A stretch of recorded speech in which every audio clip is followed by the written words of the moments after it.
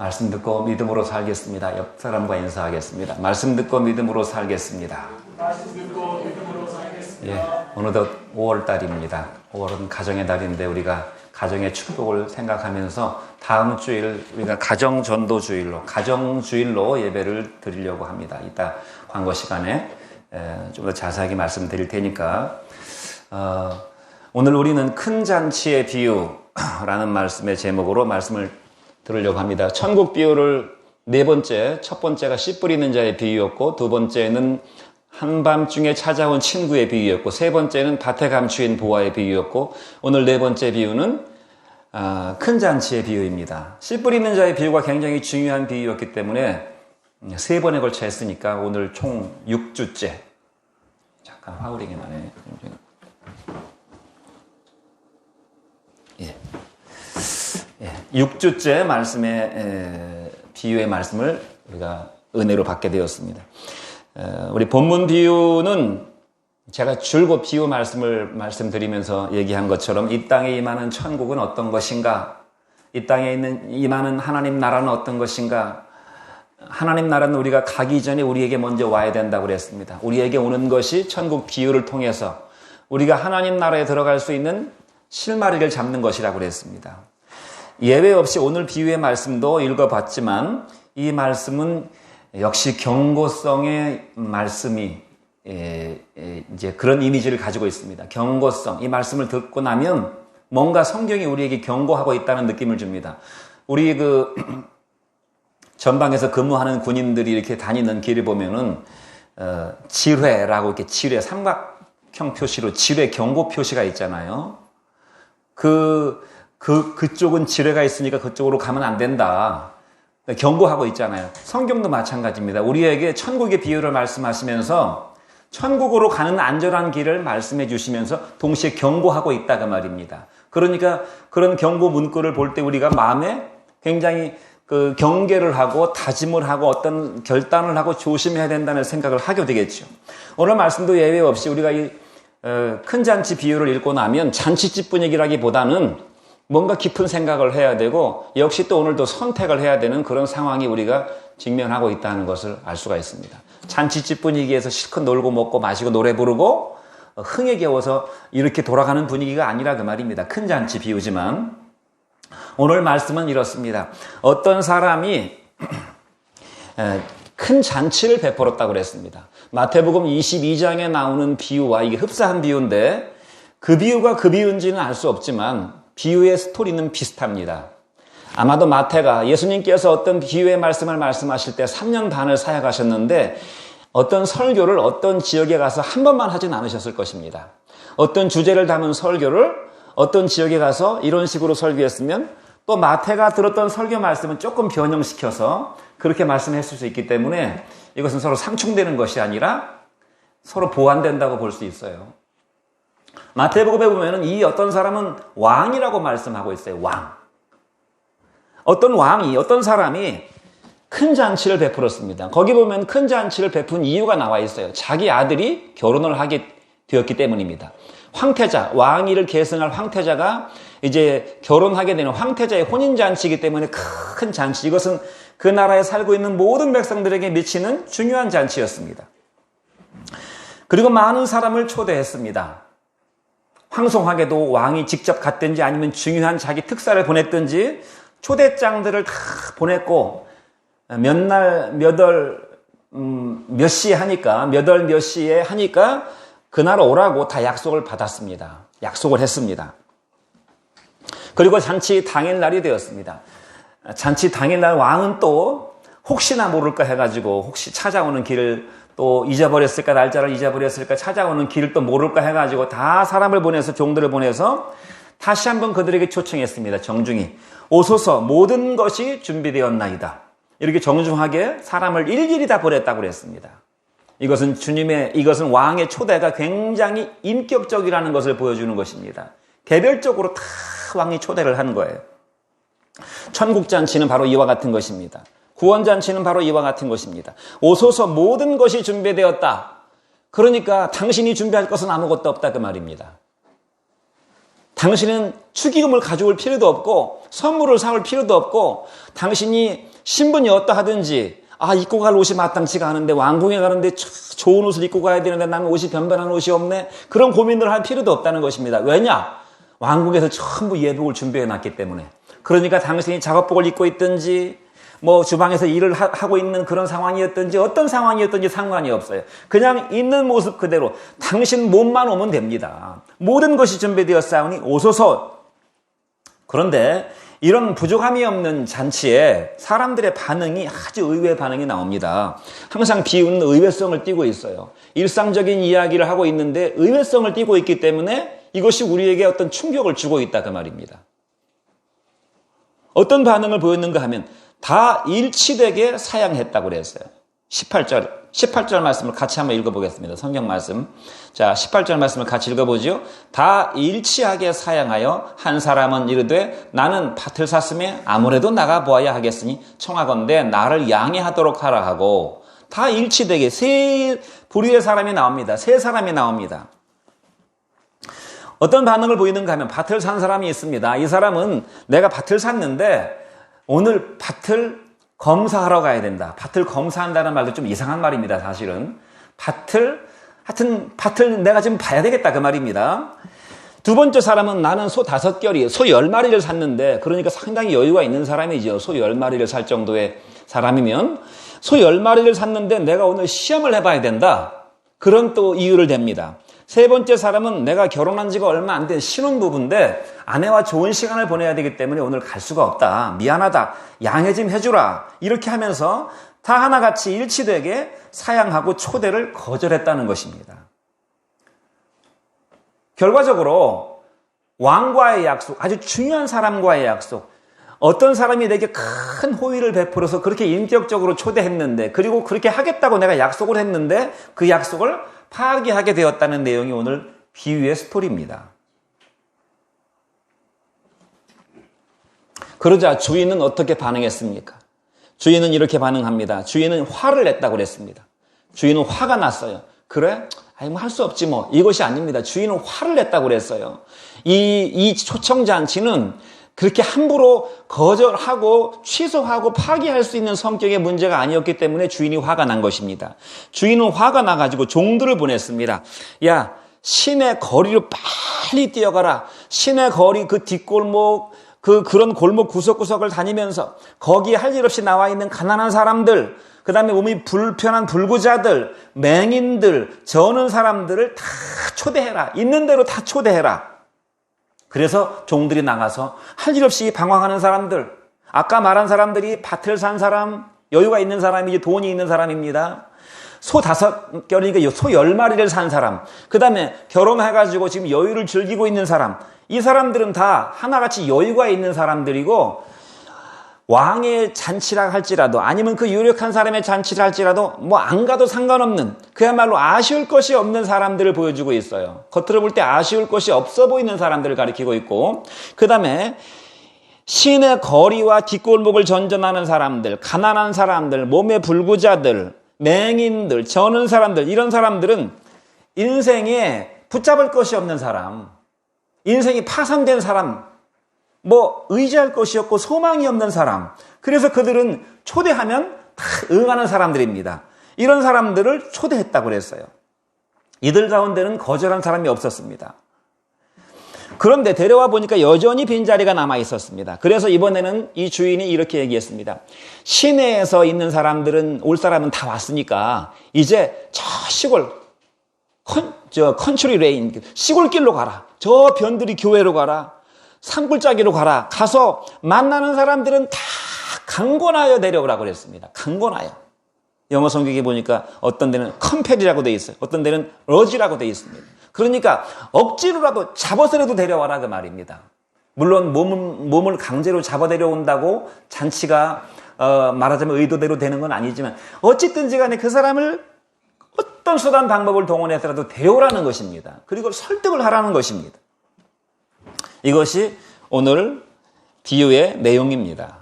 이 비유를 해석하는 것은 어렵지 않습니다. 여기 어떤 사람은 하나님 자신을 가리킵니다. 왕 되신 하나님 예수 그리스도를 가리킵니다. 예수 그리스도를 위한 큰 잔치가 베풀어졌습니다. 구원 잔치가 베풀어졌습니다. 천국 잔치가 지금 베풀어질 찰나에 있습니다. 여기 초대받은 사람들은 1차적으로 유대인들을 가리킵니다.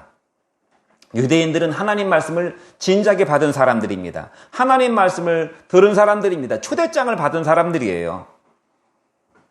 반면에 이 사람들은 진작에 초대장을 받아서 그랬는지는 몰라도 여유가 있고 뭐 절박한 마음이 있고 황송한 마음이 별로 없어요. 그냥 자기 일상의 삶을 사는 사람들이고 심지어 자기 의가 있는 사람들입니다. 그래서 그런 자리를 거절해도 나중에 또 기회가 오겠지. 나중에 또 무슨 뭘 만들어가지고 또 초대하겠지. 이렇게 생각하면서 거절한 사람들이에요. 좀 광범위하게 적용하면 여기에 나오는 초대를 거절한 사람들은 첫사람 아담과 하와의 후예들이라고 말할 수 있어요. 첫사람 아담과 하와의 후예가 돼가지고 하나님의 초대를 거절하고 자기 삶, 자기 인생에 매여서 바쁘게 살아가는 사람들을 말할 수도 있습니다. 또는 우리에게 적용해보면 바리새화된 교인들이라고 말할 수도 있어요. 초대한 것에 대한 감사도 없고 감격도 없고 흥분도 없고 기대도 없고 왕이 우리를 위해서 어떤 잔치를 준비했을까? 왕의 아들이신 그 황태자는 어떤 모습으로 어떤 신부와 결혼을 하게 될 것인가? 어떤 음악이 있고 어떤 음식들이 나올 것인가? 어떤 그런 프로그램들이 있을 것인가? 또 우리를 초대한 그 왕 되신 분은 그분은 그 하나님은 얼마나 기뻐하실까? 이런 거에 대한 기대가 전혀 없다 이 말입니다. 전혀 없어요.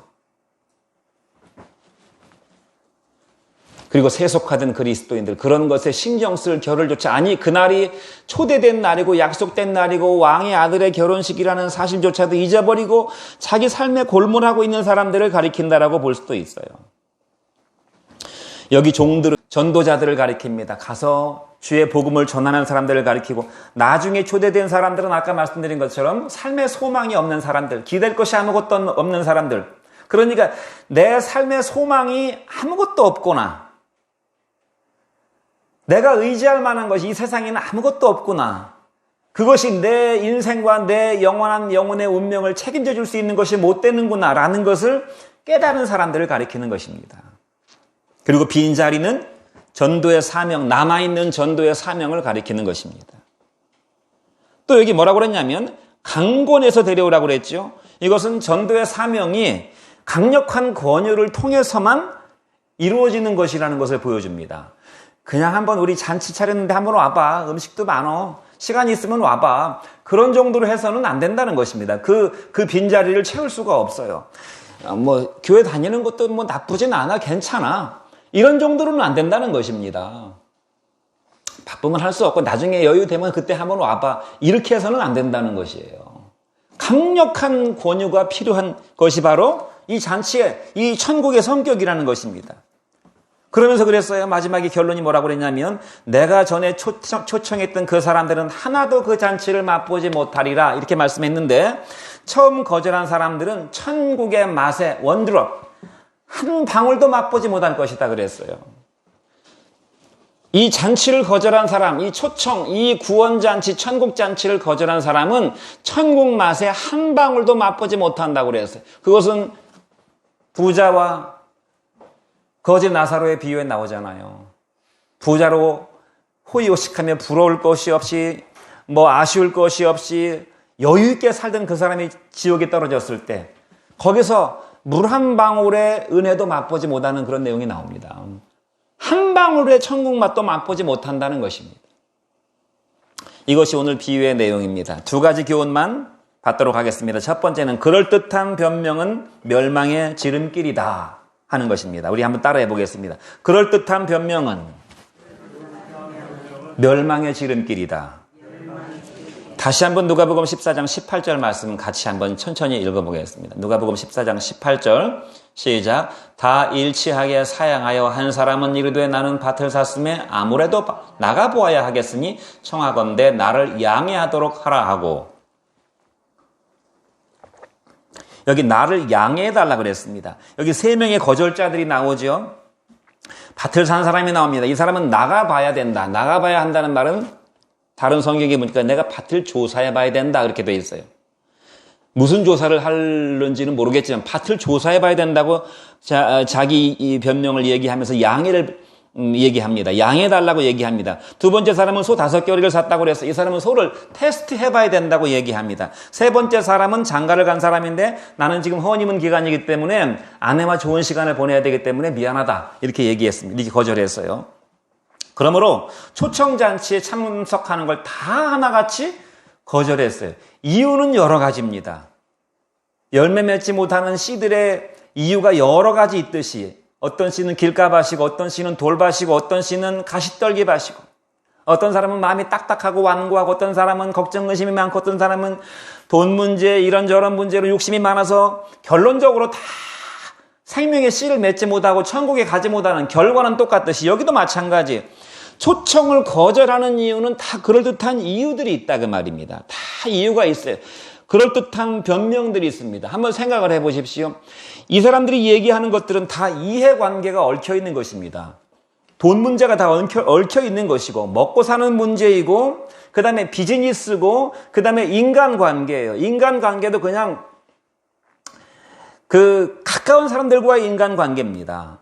이런 것들은 들어보면 다 이해가 된다 그 말입니다. 우리가 어떤 사람에게 교회를 가자고 그럽니다. 주일 예배 오라고 그럽니다. 그러면 그 사람들이 이런저런 이유를 대서 거절하게 되지요. 나 바빠서, 나 그날 결혼식이 있어. 나 지금 몸이 아파. 남편과 약속이 있어. 어디 가야 돼. 이미 선약이 있어. 이런저런 많은 이유들을 댄다 그 말입니다. 다 이해가 된다 그 말이에요. 영어로 make sense. 말이 된다 그 말입니다. 그런데 make sense. 말이 됨으로써 그들은 어떻게 했습니까? make excuses 라고 되어 있어요. 성경에 보면. 이 말은 양해한다. 양해하도록 해달라는 말인데 내가 변명을 만든다 그런 말이에요. 내가 변명을 만들자면 그런 말이에요. 이 사람들은 지금 변명을 만들어내고 있다 그 말입니다. 그들의 말은 그들 입장에서 보면 다 이해가 되지만 하나님 앞에서 볼 때는 그 초청의 성격을 생각해보고 이미 다 약속 잡아놓고 모든 것들을 다 준비해놓은 상황을 생각해보면 그것은 그럴듯한 변명에 불과하다 그 말입니다. 양해해주고 싶어도 양해해줄 수 없는 문제라 그 말이에요. 일치되게 사양했어요.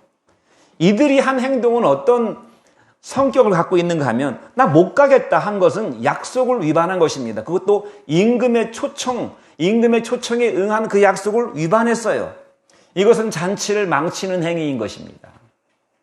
잔치를 망치는 행위일 뿐만 아니라 약속을 위반하는 것은 그 약속이라는 것이 우리가 약속을 하잖아요. 사람과 계약서를 쓰기도 하고 약속을 한단 말입니다. 그러면 그런 말이 있어요. 약속은 그 자체가 명령이다라는 말이 있어요. 약속이 내게 명령을 하는 것입니다. 그 사람이 내게 명령을 하는 게 아니라 내가 약속을 했다 그 말입니다. 계약을 했어요. 그러면 그 계약이 내게 요구하고 명령을 하고 있다 그 말이에요. 이미 그 약속을 해놨기 때문에 그것은 내가 명령을 거부하는 것이란 말입니다. 그리고 이것은 주인에 대한 신뢰이고 큰 모욕이었습니다. 약속을 거절하는 것은. 우리가 생각할 때는 바쁜 일 있으면 못 갈 수도 있지 뭐. 바쁜 일 있으면 못 갈 수도 있지. 그렇게 생각할 수 있어요. 또 실제로 많은 사람들이 그렇게 약속을 쉽게 어기죠. 근데 서구 사회는 그렇지 않더라고요. 모르겠습니다. 하여튼 서구 사회를 제가 외국에 나가본 일이 없기 때문에 모르겠지만 제 사촌 누이가 외국으로 이제 선교사로 나가가지고 거기서 미국 사람이랑 결혼해가지고 거기서 이제 대학생 선교 사역을 하고 있는데 작년 가을에 자기 아들이 결혼한다고 물론 미국에서 결혼식을 하지만 또 한국에서 이제 자기의 모든 일가 친척들이 부모님도 여기 계시고 형제들도 여기 있고 예전에 신앙생활 같이 했던 신앙 동료들 다 여기 있으니까 여기서 결혼식을 하고 싶다고 그래서 여기서 결혼식을 이제 하게 됐어요. 근데 자기는 여유가 없어서 미리미리 나와서 준비하지 못하고 이런저런 준비는 또 다른 사람들이 하지만 저한테 어떤 부탁을 했는데 그러니까 자기의 친가 식구들 자기 아버지 식구들이니까 저도 포함되죠. 사촌이니까. 한번 연락을 해서 그 결혼식에 참석하도록 그렇게 이제 부탁을 했습니다. 그래서 그 이후로 한 10차례 이상 계속 연락을 주고받았어요. 나중에 좀 지쳤어요. 왜 그런가 하면 미국 사람들은 결혼식에 그 파티 문화가 있어서 그 초청자를 딱 명확하게 명시를 합니다. 100명이면 100명 딱 명단이 딱 확보가 돼야 돼요. 초대받지 못한 사람은 오면 안 되는 것입니다. 초대받지 못한 사람은 올 수 없어요. 근데 우리나라 결혼 문화는 그렇지 않잖아요. 누가 오는지도 모르고 초청장을 다 뿌리고 오면 오는 거고 안 오면 안 오는 거잖아요. 우리는 너 오는 거라고 확신을 딱 받고 약속을 딱 잡는 것입니다. 그날로. 그래서 저한테 그렇게 해달라는 거예요. 그래서 제가 좀 불편하죠. 친척들 처음 뵈서 그날 누구누구 심지어 애들까지 애들이 오면 애들의 이름까지 다 적어놔야 돼요. 그래서 어떤 식으로 하는가 생각을 해봤더니 테이블을 다 만들어 놓고 거기다 다 명패를 만들어요. 뭐 김정태, 뭐 김찬영 이렇게 다 명패를 만들어 그 자리 가서 앉아야 되는 거예요. 그러니까 그 사람들의 말이 내 결혼식에 나의 결혼식에 모르는 사람이 와서 거기 앉아 있는 것은 어색하다는 겁니다. 그리고 그 사람들과 같이 밥을 먹고 파티를 한다는 게 불편한 거예요. 그러니까 딱 약속된 사람만 오는 거예요.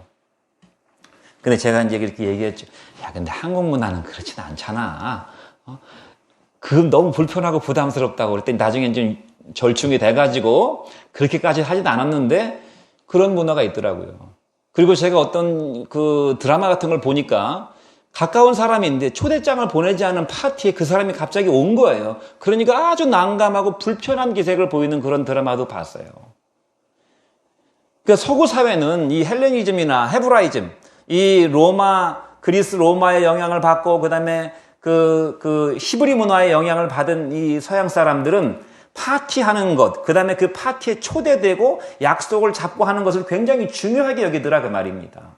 그러니까 이런 것이 우리한테는 조금 낯설 수 있지만 그들에게는 이런 것이 엄격한 룰이었다는 것입니다. 그런데 그런 룰을 어기고 잔치 당일날, 그것도 왕의 아들의 결혼식 날 이렇게 거절한다는 것은 굉장히 아주 의외의 행동을 하고 있다 그 말이에요. 용납될 수 없는 문제라 그 말입니다. 이것이 어떤 이유를 갖다 대더라도. 게다가 그들의 변명을 한번 자세히 생각을 해보세요. 그들이 변명하는 변명들은 전혀 말이 되지 않는 변명들입니다. 그 사람들에게는 각자 자기 삶의 문제가, 내가 오늘 밭에 나가서 밭을 이렇게 저렇게 해봐야 되고 소 10마리를 샀으니까 나한테는 굉장히 소중한 이 가축인데 내가 가서 좀 시험을 해봐야 되고 하는 그런 문제들이, 또 자기 와이프와 좋은 시간을 보내는 문제들이 굉장히 절실한 문제일 수 있죠. 그 문제만을 늘 중심으로 생각하니까 이 사람들에게는 왕이 아무리 왕이라 할지라도 그런 초청을 거절하는 것이 별반 큰 문제가 아니라고 생각할 수 있다 그 말입니다. 양해될 수 있는 문제라고 생각할 수 있지만 실제로 가만히 생각해 보면 그렇지도 않아요. 여러분, 우리가 어떤 중요한 약속들을 이런저런 이유로 깰 때 한번 생각해 보세요. 그 약속을 정말 내가 깰 만큼 이것이 정말 절체절명으로 중요한 문제였는가? 그렇지 않은 경우들이 많습니다. 그 약속보다 나의 손톱 밑에 가시가 이게 더 굉장히 신경 쓰인다고 내 그것만을 중심으로 생각하니까 이게 그냥 그 약속을 쉽게 깨는 거예요. 소를 검사하는 문제도 그렇습니다. 소를 검사한다는 것도 가만 생각해 보면 잘 말이 이해가 안 되는 말이에요. 이미 사기 전에 소를 검사했었어야죠. 아니 이런저런 일로 소를 검사할 경황이 없었다고 한다면은 잔치에 갔다 와서 그 다음날 해도 문제가 없어요. 근데 이 사람은 지금 머릿속에 소 생각밖에 없는 거예요. 우리 이 소를 이용해가지고 내가 농사를 져가지고 곡식을 많이 얻어가지고 돈을 많이 벌 그 생각만 지금 하고 있는 것이니까 그 이외의 문제들은 큰 문제로 보이지 않는 것이죠. 밭을 사는 사람도 마찬가지예요. 땅을 사가지고 막 기분이 좋아요. 오늘도 가보고 내일도 가보고 막 여기다 하나 뭐 심고 저기다 하나 뭐 심고 지금 막 꿈에 부풀어 있어요. 그래서 오늘도 가서 밭을 보고 싶은 거예요. 결혼한 사람도 마찬가지입니다. 결혼한 사람도 아무리 정말 그 좋은 부부관계를 할지라도 잠시 떨어져 있는 것이 부부관계를 파경으로 몰고 가진 않잖아요. 그리고 정말 같이 있고 싶다면 여기 보니까 이 주인은 자기 아들의 잔치자리에 뭐 그냥 가서 그 뒷골목에서 그냥 한일없이 방황하는 노숙자들, 뭐 그냥 거지들, 뭐 불구자들 다 데려오라고 한 거 보면은 주인님 제가 제 결혼한 와이프가 있는데 같이 데려가면 안 될까요? 라고 요청을 했을 때 거절할 리가 만무하죠. 왜 그런 생각을 못하냐 그 말입니다. 그런 생각, 그러니까 이런 것들은 하나도 양해될 수 없는 문제라 그 말이에요. 이것은 거절의 이유가 될 수 없는 것입니다. 이것이 우리에게 주는 교훈이 무엇인가? 천국은 마치 이와 같다는 것입니다. 천국이 이와 같이 임한다는 거예요. 하나님의 구원 초청 앞에 다른 어떤 것도 구원 초청을 거절하거나 뒤로 미루거나 아니면 그걸 무시할 이유가 되지 못한다는 것입니다. 나한테는 그것이 결혼의 문제고 사업의 문제고 인간관계의 문제고 정말 나한테는 소중한 문제라고 생각이 들지 모르지만 가만히 생각해 보면 그걸 꼭 그 시간에 그거보다 구원 초청보다 먼저 앞서서 그것을 내가 해야 될 이유가 안 되는 그런 문제라 그 말. 그러니까 한마디로 말하면 make excuses, 그냥 변명을 만들고 있는 것이라 그 말이에요. 변명을. 어떤 사람들은 구원의 복음을 제시하고 교회 올 것을 제시하면 사업이 바쁘다고 얘기합니다. 어떤 사람은 공부 때문에 바쁘다고 얘기합니다. 고3이어서 못 온다고 얘기합니다. 어떤 사람은 인간관계 때문에 올 수 없다고 얘기합니다. 어떤 사람은 약속이 잡혀있기 때문에 파티가 있기 때문에 결혼식에 가야 되기 때문에 이런 여행을 해야 되기 때문에 다 문제들이 있고 다 이유들이 있어요. 그래서 결국은 어떻게 됩니까? 구원 초청을 거절하게 된다 그 말이에요. 이것은 멸망으로 가는 지름길이라는 것입니다. 구원 초청은 해도 그만 안 해도 그만 바쁘면 나중에 하지 다음에 또 기회가 있겠지 그렇게 할 수 있는 한가한 소일거리가 아니라는 것이 한가한 소일거리가 아니고 내일로 미룰 수 있는 그런 성격의 문제가 아니라는 것입니다. 내일로. 구원은 언제 이루어지는 것입니까? 오늘 이루어지는 것입니다. 구원은 오늘. 구원의 역사에서 내일은 없어요. 초청 응대는 언제 해야 됩니까? 오늘 해야 되는 것입니다. 오늘 이 순간에 해야 되는 것입니다. 구원 초청도 오늘 이 순간에 해야 되는 것입니다. 고린도후서 6장 2절 말씀을 같이 한번 보겠습니다. 같이 한번 읽어보죠.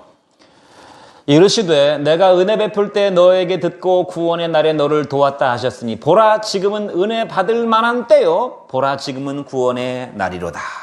지금이라고 그랬어요. 보라 지금은 은혜 받을 만한 때요. 보라 지금이 구원의 날이로다 그랬어요. 내일이라고 말하지 않았습니다. 다음에 또 기회가 있다고 말하지 않았어요. 여러분 우리가 구원의 문제를 포함해서 우리 인생에 나쁜 습관들이 있습니다. 나쁜 습관들을 잘 고치지 못하는 이유가 무엇인가 한번 생각해 보세요. 내게 어떤 나쁜 습관들이 있어요. 내게 나쁜 습관들이 있는데 내게 있는 나쁜 습관들을 고쳐야 되는데 고쳐야 되겠다는 생각도 하지만 쉽게 고쳐지지 않는, 고치지 못하는 이유는 아마 대개 그런 것일 것입니다. 에이, 내일부터 하지. 다음부터 잘하지. 내일로 계속 내일로 미루는 마음 때문에 그것을 지금 하나하나 고쳐나가야 된다는 그 절박성을 인식하지 못하고 내일로 미뤄도 된다고 생각하기 때문에 내일 되면 또 내일로 미루기 때문에 못 고치는 것입니다. 제가 오늘 아침에도 우리 아들하고 그런 얘기를 했는데 한꺼번에 모든 걸 다 할 수는 없어. 오늘 생각이 났으면 내가 오늘 그 문제를 딱 만났으면 그거 하나만이라도 지금 하면 돼. 하나하나 해나가면 된다 이 말이야. 모든 걸 한꺼번에 다 하라고 말하지 않아요.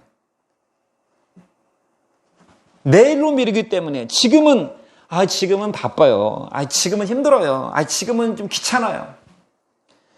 내일 해도 돼요. 이렇게 생각하죠. 우리 아이들이 그러더라고요. 우리 아이들. 다른 집 아이들도 그런지 모르겠지만 뭐를 하라고 그러면은 그 뭐를 하라고 하는 얘기는 또는 뭐를 하지 말라고 하는 얘기는 한두 번 한 게 아니에요. 그러면 아이들이 이렇게 변명을 합니다. 이따가 저녁에 하려고 그랬어요. 이따가 할 거예요. 밤에 할 거예요. 이렇게 얘기합니다. 그럼 밤에 되면 하느냐? 역시 마찬가지로 안 합니다. 역시 마찬가지로 안 해요. 여러분 마귀 중에 가장 고단수의 마귀가 어떤 마귀라고 우리가 들었습니까? 마귀 중에 가장 고단수의 마귀 대왕이 마귀 쫄개들을 다 불러놓고 너는 어떻게 사람들을 유혹해서 지옥으로 끌고 갈래 하니까 나는 유혹을 쓰겠습니다. 사람들에게 유혹을 끼쳐가지고 그 사람이 천국에 가지 못하도록 지옥으로 가도록 내가 유혹을 하겠습니다. 그것도 괜찮다 그랬어요. 어떤 사람은 나는 핍박을 쓰겠습니다. 사람들이 예수 믿으면 힘든 일이 생기고 막 힘들어서 예수 못 믿게 내가 여러 가지 고난과 핍박을 주겠습니다. 핍박 마귀가 그렇게 얘기했어요. 그러니까 세 번째 마귀가 와서 이렇게 말하는 것입니다. 나는 내일 하도록 하겠습니다. 내일. 교회는 다음 주부터 나가. 내일 해. 다음번에 또 시간 되면 하면 되잖아. 충성도 다음번에 하면 되잖아. 내일 하면 되잖아. 오늘만 날인가? 내일 마귀의 전략이 가장 주요했다는 것입니다. 지옥에 가장 많은 사람을 끌고 간 마귀는 바로 내일 마귀예요. 내일. 하지 말라는 거 아니잖아. 예수 믿지 말라는 거 아니잖아. 지금 순종하지 말라는 거 아니지. 내일부터 하면 되잖아. 오늘은 바쁜 일이 있잖아. 오늘은 힘들잖아. 내일 하라고. 여러분 히브리서 3장 13절 말씀을 같이 한번 읽어보겠습니다.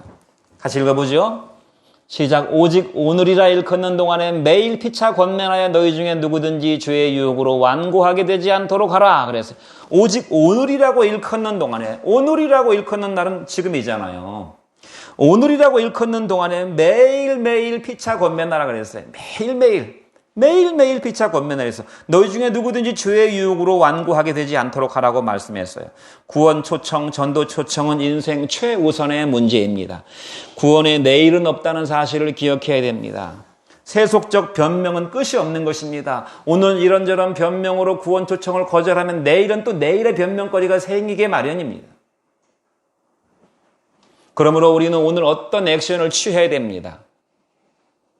오늘 어떤 액션을 취해야 돼요. 내가 구원의 확신이 가물가물하고 내가 구원을 받은 건지 못 받은 건지 아니면 그런 생각조차 하지 않고 산다면 내가 오늘 이 말씀을 들었으니까 내가 오늘 어떤 액션, 작은 행동을 해야 된다 그 말이에요. 작은 행동을 해야 된다는 것입니다. 또 전도자면 내가 전도하는 전도의 일꾼이면 내가 오늘 그 사람을 내가 다음 주에 그 사람을 데리고 나올 수는 없을지 모르겠지만 내가 그 사람을 데리고 나올 수 있는 어떤 행동을 내가 오늘부터 해야 된다 그 말이에요. 오늘부터 나는 어떤 행동을 할 것인가 고민해 봐야 됩니다. 생각해 봐야 됩니다. 어제하고 똑같이 그저께하고 똑같이 계속 이런 식으로 세월이 흘러간다면 장담할 수 없다는 말이에요. 마지막 사람들을 강권하여 데려오라. 14장 23절 말씀을 같이 읽어보겠습니다. 시작. 주인이 종에게 이르되 길과 산을 다리로 나가서 사람을 강권하여 데려다가 내 집을 채우라. 이제 주인이 이렇게 말합니다. 마지막 빈자리가 남았다. 이 마지막 빈자리는 강권해서 데려와야 되는 자리다. 멀리 떨어져 있는 사람을 저 시골로 가서 저 산골짜기로 가서 데려와야 되는 자리이기 때문에 강권해서 데려와야 된다고 그랬어요. 그러니까 이 마지막 남은 빈자리라고 하는 것은 강력한 호소와 강력하게 호소해야 됩니다. 벌써 내가 저 사람에게 권하는 이 호소가 이 권유가 이 사람이 지금 나한테 정말 뭔가 강력하게 나한테 호소를 하고 있구나라는 것이 좀 느껴져야 된다 그 말입니다.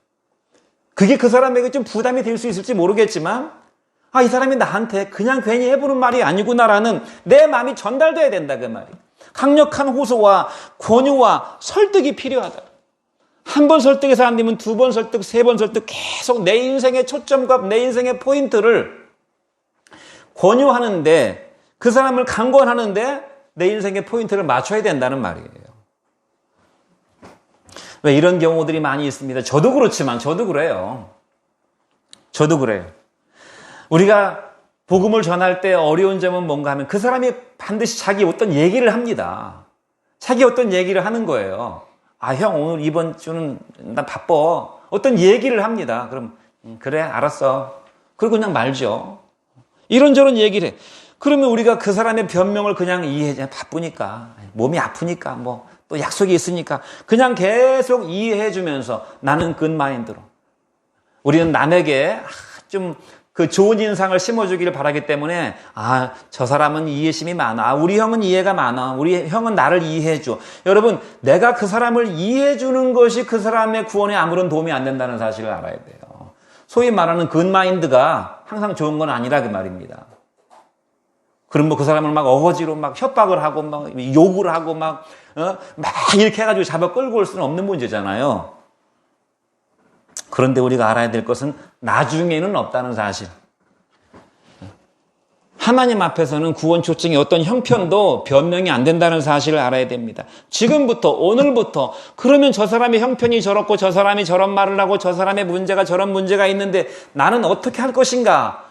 할 수 없지 뭐 하면서 손을 놓고 있을 것인가가 아니라 내가 오늘 어떤 한 가지 액션을 취해야 된다. 내가 하나님 앞에 가서 무릎 꿇고 기도하든지 그 사람에게 어떤 방편으로든지 내 마음을 전달해 줄 수 있는 그런 뭔가 방법을 모색해야 된다 하는 것입니다.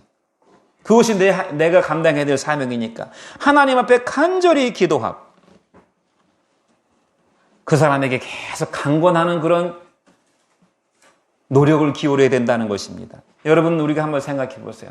예배 시간마다 내 마음이 무거운 이유가 있어요. 우리 자녀들이 오지 않아요. 예전에 어릴 적에는 왔었는데 크니까 오지 않아요. 전부 세상으로 다 떠났어요. 이유는 다 있습니다. 직장 일이 힘들고 공부해야 되고 이런저런 일이 있고 많은 일들이 있어요. 많은 일들이 있어요. 그러나 이걸 한번 생각해 보세요. 언젠가 그렇게 되면 내 소중한 자식들이 지옥의 문 앞에 불과 유황으로 타는 문 앞에 서가지고 겁에 질려서 말도 못하고 울며 불며 소리 지르게 되는 그런 날이 그런 순간이 오게 될 것이라는 상상을 해봐야 됩니다. 내 사랑하는 자식이 지옥의 불구덩이 앞에 서서 울고 불고 겁에 질려가지고 벌벌 떨고 있는 그런 모습을 상상을 해보세요. 그런데도 커피를 여유롭게 마시며 맛있는 밥을 먹고 배부르다고 말할 수 있으며 여기저기 좋은 구경을 다니면서 즐길 수 있습니까? 상상할 수 없는 일이에요. 여기 왕이 이 잔치가 그냥 와도 그만 안 와도 그만이면 시내 뒷골목에 그냥 그 양아치들이 우글거리는데 거지들 건데 가서 그 사람 전부 데려오란 말이야. 불구자들, 병신들 다 데려오란 말이야. 저기 시골 산골짜기에 아무리 먼 데 있는 사람들 전부 가서 데려오란 말이야. 이렇게 지금 왕이 강력하게 얘기하고 있잖아요. 그러면 우리는 어떻게 해야 되겠습니까? 우리가 여러 가지 노력을 해봤죠. 부모의 권위로 너 예배 꼭 와. 너 뭐 안 오면 어떻게 할 거야. 그런 걸로는 되지 않습니다. 섬김과 희생의 노력이 필요합니다. 섬김과 희생의 노력이. 더 이상 부모의 권위로만은 안 되는 것이. 섬김과 희생이 필요하다 이 말입니다. 그리고 내가 삶의 본보기를 걔에게 보여줘야 됩니다. 특히 제가 지금 자식만을 예로 들어서 말씀하고 있는 삶의 본보기를 보여줘야 돼요. 나의 모든 삶의 초점을 거기에 맞춰야 된다. 그 말.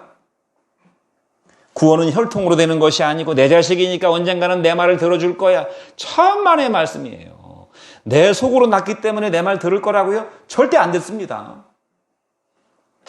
육신의 정으로 되는 것도 아니라고 말씀했어요. 사람의 뜻으로 말미암는 것도 아니라고 그랬습니다. 오직 하나님의 영으로 말미암는다고 그랬어요. 하나님의 말씀을 들어야 되고 하나님의 성령의 감동이 있어야만 구원 초청에 응할 수가 있어요. 그날이 올 때까지, 그러한 순간이 다가올 때까지 나는 계속 종의 심정으로, 섬기는 종의 심정으로 계속 내 삶을 강권하는 자리로 데리고 가야 된다 그 말이. 마지막으로 누가복음 18장 6절로 8절 말씀을 읽고 마치도록 하겠습니다. 시작. 주께서 또 이르시되 불의한 재판장이 말한 것을 들으라. 하물며 하나님께서 그 밤낮 부르짖는 택하신 자들의 원한을 풀어주지 아니하시겠느냐? 그들에게 오래 참으시겠느냐? 내가 너희에게 이르느니 속히 그 원한을 풀어주시리라. 그러나 인자가 올 때 세상에서 믿음을 보겠느냐 그랬어요. 여기 뭐라고 그랬어요? 불의한 재판장이 말한 걸 들으라. 그냥 여자가 와가지고, 관계도 없는 여자가 와가지고 날 자기 소원 풀어달라고 막 울고 불고 하니까 그 불의한 재판장도 그 소원을 들어주지 않았느냐. 하물며 하나님께서는 어떠시겠느냐. 너희가 밤낮 부르짖는 자들의, 택하신 자들의 원한을 풀어주지 아니하시겠니. 여러분들에게 원한이 뭐 있어요? 내가 돈을 더 많이 못 벌어서 원한이 사무칩니까? 내가 성공하지 못해서 원한이 사무쳐요? 내가 많은 좋은 것들을 누리지 못해서 막 내 속에 막 뭐가 쌓였습니까? 여러분들의 원한은 여러분의 자식들이 이 자리에 오지 않았다는 사실이 여러분들의 원한이에요. 함께 하나님 나라의 그 천국의 축복을 맛보지 못하고 있다는 사실이, 여전히 내 자식들은 돈을 벌어야 되고, 내 자식들은 육신의 힘을 쉬어야 되고, 사람을 만나야 되고, 맛있는 걸 먹으러 다녀야 되고, 나는 그래서 그들을 그냥 할 수 없지 뭐, 바쁘니까 어쩔 수 없다, 피곤하니까 쉬어라, 그렇게 할 수는 없다 그 말입니다. 우리는 물론 어거지로 데려올 수는 없죠. 그래서 지혜가 필요하고, 목자의 마음이 필요하고, 강권하는 종의 심령이 필요한 것입니다. 가정의 달을 맞이했어요. 여러분들이 정말 이대로 계속 시간을 흘려보낼 수는 없어요. 시간이 흐른다고 모든 문제가 해결되는 것은 절대 아닙니다. 오히려 시간이 흐르면 흐를수록 상황은 더 악화됩니다. 왜냐하면 그들의 마음은 점점 더 굳어질 것이기 때문이고, 그들의 인생은 점점 더 복잡한 문제들에 얽히게 될 것이고, 많은 사람과 인간관계를 더 맺게 될 것이어서 그들이 차후에 구원 초청에 응한다는 것은 점점 더 불가능해진다 그 말이에요. 점점. 그러므로 구원은 오늘 이 시간부터 실행에 옮겨야 되는 문제인 것입니다. 기도하겠습니다. 여러분들도 같이 기도해 주시기, 우리 이삭이